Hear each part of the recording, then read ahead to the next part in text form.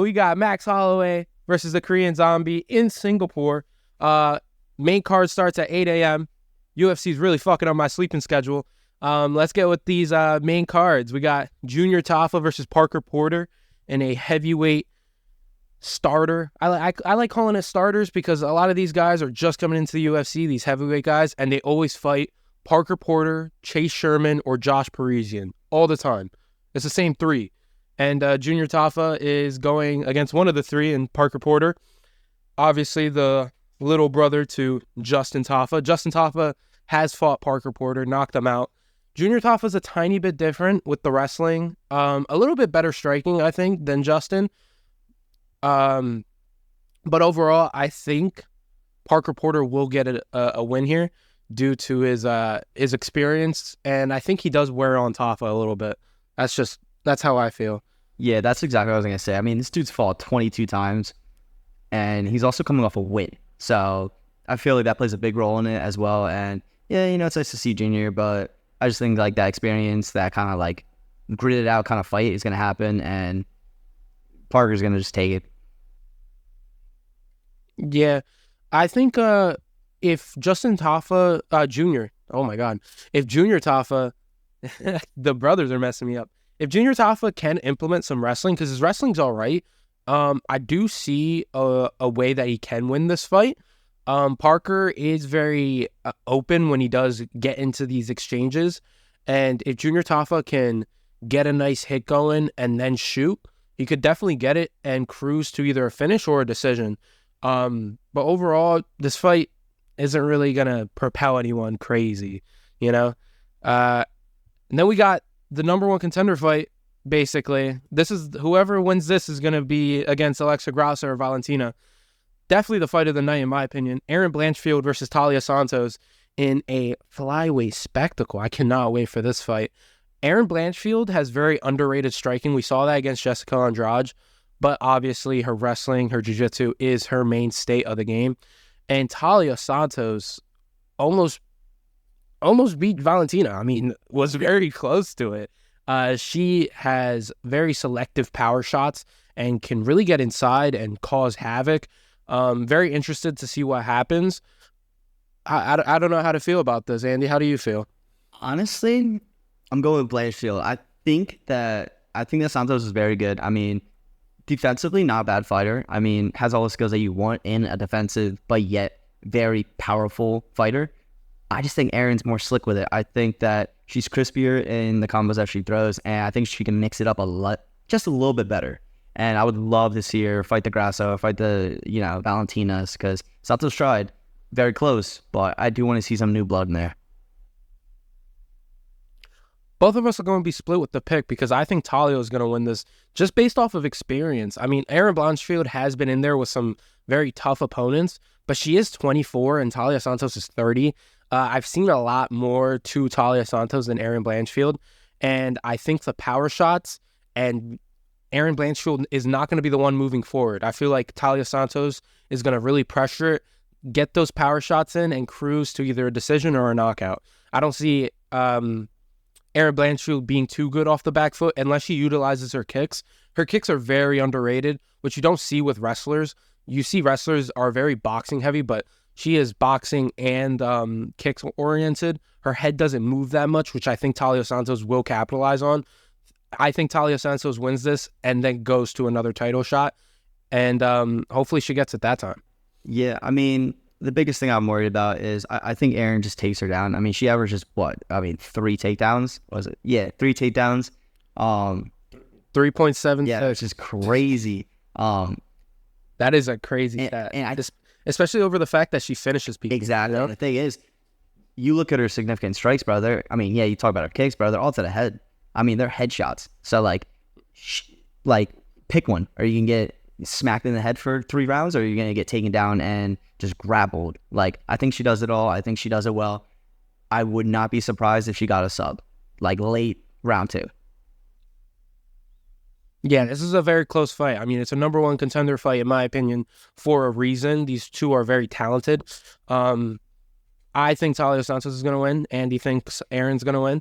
Let's move on to Rinya Nakamura versus Fernie Garcia And when I heard this fight get announced, I kind of thought to myself, like, why is this going on? Rinya Nakamura, I think Bo Nickel is the best prospect we've had in the UFC in years. You take it a tier down, that's where Nakamura is. Yep. This guy has layers. His wrestling is insane to think. Aaron Blanchfield had 3.76 takedown average. Rinya Nakamura, 4.76. Yep. Go a whole nother takedown up. This guy's is gonna be a problem in this bantamweight division. And I feel like this fight is just to see what can you do to UFC talent and what can you do against a guy like Fernie Garcia, who will cause wars. Fernie is always going to have a war with someone. He can have a war with air. That's all I'm going to say. But you see the odds, minus 800 to plus 550, says a lot. I do think Rinya Nakamura is going to cruise to a finish. But it's just I feel like it's just a fight to see what Rinya can do in the UFC. I totally agree. I mean, it's tough to go against a minus 800, but you're talking about, I mean, half of his significant strikes are ground strikes. If that does not tell you anything, that tells you this man is going to wear and tear on the takedowns, and he's going to punish you. He's going to make it hell. He's going to want you to feel as though you need to get out of there as soon as possible. Don't overthink this. Nakamura is the pick. Yeah, for sure. I mean, there's nothing else to really talk about this. I feel like this fight is just a stepping stone to Rinya. If Fernie can do it, Fernie can do it. You know, I'm going to be pretty happy to see an underdog win it, but it's a very unlikely to see it. And then I think this fight is going to be so fun to watch. Giga Chikadze versus Alex Caceres. Giga has not fought since the Calvin Kattar loss, where he took a buttload of damage, which I think is good for the break that he did get. I mean, he made sure that his body was well conditioned to do it. Giga almost had a fight against Super Sadiq Yusuf, which I was very excited for that, but then he pulled out for something. I hope he's 100% because this fight will be fireworks if that's the case. This might be a kickboxing masterclass from Giga or an actual MMA fight with Alex Caceres. I'm going to personally go with Giga, thinking that he's going to stuff the takedowns. He's going to show Alex how good of a striker he is, and we're in an open stance fight. I mean, Alex Caceres switches a little bit, so does Giga, but that Giga kick is going to come at some point, and that body kick is going to hurt for Alex. So I'm going with Giga for sure. Yeah, I'm on the same wavelength. I think, and when you look at it, Caceres, half of his fights go into decision. You're telling me I have more time to hit you with that deadly left kick? I'm not sitting here and saying that Giga's not going to do that, because that's all he's going to be spamming. So I feel like Giga's just going to I think it's going to be a masterclass. I think he comes back, he's hungry, he's pissed that he got cracked by Kattar, but I think that kick, man, the kick to the body, the kick to whatever, sends Alex, out. I don't know when, but it will send him out. Yeah, I mean, I think the only way Alex could win this is if he does make this an MMA fight. Get Giga fainting to the takedown so his hands drop, and then he can land with some of his kicks. We saw the knockout with Julian Erosa. He can do same side combos, which is lethal in MMA now, but so can Giga. So overall, I think the only way Alex wins this is using MMA. If he tries to strike with literally one of the best 145 strikers in the world right now, it's gonna appear what it is. Giga's gonna kill him. So I am gonna go with Giga for sure. And we're gonna go to the co-main event, a rematch of Anthony Smith and Ryan Spann. In the first fight, Anthony for some reason was like, hey, let's brawl. Actually works out for him and gets a sub when Ryan was on the ground. Ever since then, Anthony Smith has lost his last two, I'm pretty sure. Yep. Anthony Smith has lost his last two. And Ryan Spann has won 2 and then lost to Nikita Krylov by just getting out-wrestled. I have seen more development with Ryan Spann than Anthony Smith since the fight. Ryan Spann, we had that beautiful finish of Dominic Reyes. Out of nowhere, we saw how much of an athlete that guy is.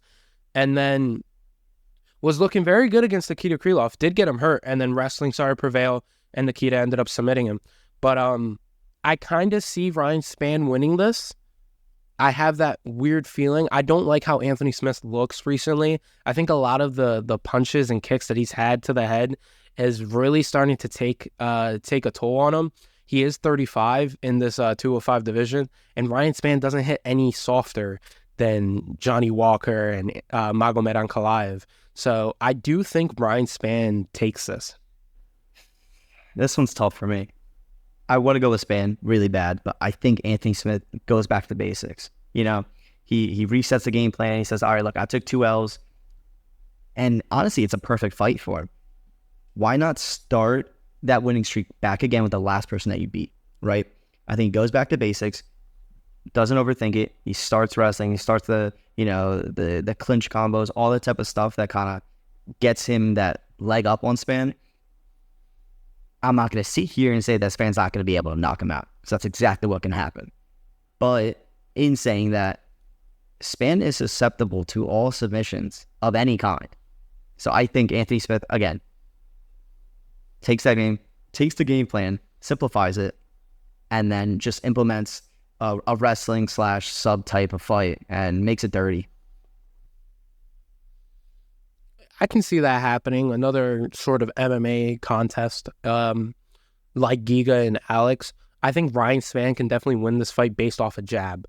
He's already as powerful as any 205er in the division, and his jab could really, stop Anthony from committing to shots and get him almost frozen in front of him. I'm going with Ryan Spann. Andy's going with Anthony Smith. We're split on the pick.